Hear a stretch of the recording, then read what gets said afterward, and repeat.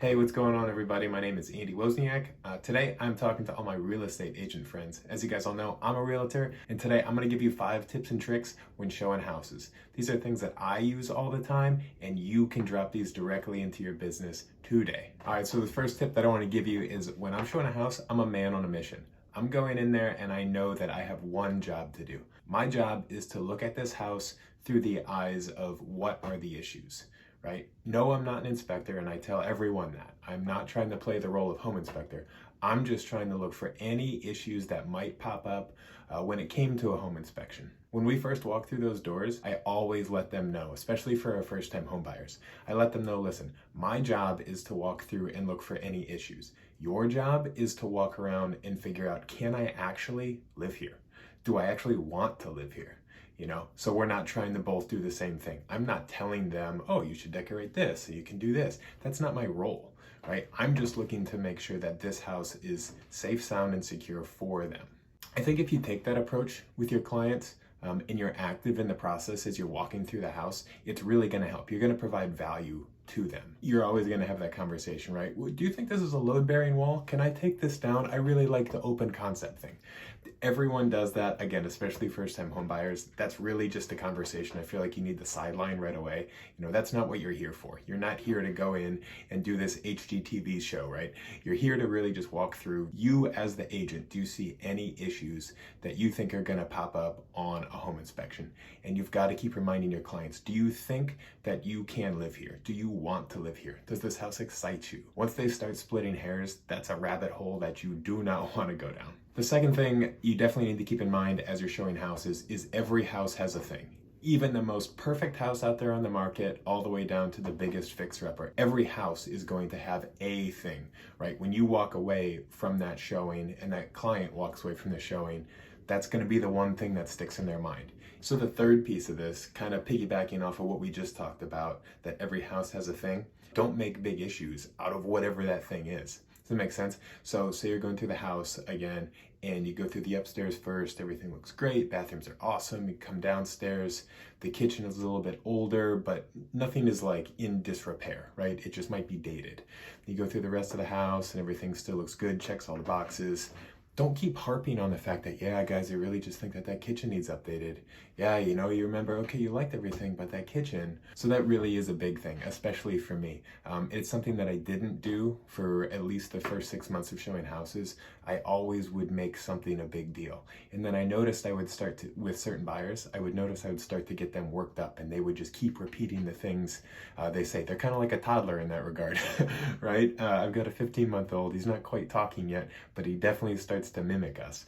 Your buyers are going to do that too, no matter how experienced they are. If you keep repeating the same kind of script to them, if you keep telling them what that one thing with the house is, or maybe you tell them every single issue with the house, big, small, or otherwise, they're going to start to repeat that. They're going to start to spit that back to you, and they're going to have a bunch of doubt, right? Always keep in mind that we're not trying to buy this house for them. We're not telling them they need to buy a certain house.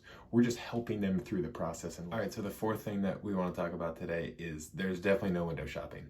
Okay, we want to make sure that you are protecting your time as a real estate agent, right? It's really easy to pick up the phone, talk to somebody, they want to see a house, they got to see it right now, and just jump in your car and go, right? You've got to make sure that you're asking the question, hey, do we have a pre-approval? What's that situation look like? Have you started that process? If it's cash, ask for proof of funds, especially if you don't know them and you don't know their financial standing, right? Sometimes it's an awkward question, but you've got to protect yourself. Are they just wasting your time and going out to go see a house just because they want to see it? Or are they actually serious about it? So we've got to make sure that we are asking for proof of funds, that we are asking for those pre-approvals. And if you want to take it another step further, they might say, yeah, sure, I'm pre-approved with XYZ. Maybe you've either never heard about them, or they've got maybe not the most amazing reputation, or in this market, let's call it what it is. Sometimes we've got out-of-state buyers that are pre-approved with a lender that is in their market. We all know that that's not going to work. You got to get pre-approved with somebody that is in or very close to the market that you are purchasing in.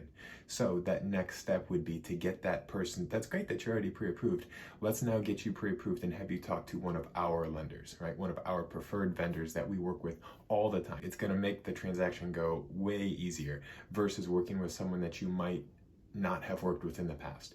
And sure, there's going to be times when you're working with new lenders, and that's awesome. I'm all about creating new relationships with different business partners, but I do want to make sure that your norm and your go-to is working with people that you know and trust. So I highly recommend, as step number 4 here, when it comes to showing homes, is to make sure that you are talking with your clients and making sure that they are pre-approved or they do have proof of funds that they can provide to you. Okay, so number 5, this last one that I want to talk about when it comes to showing homes is point blank.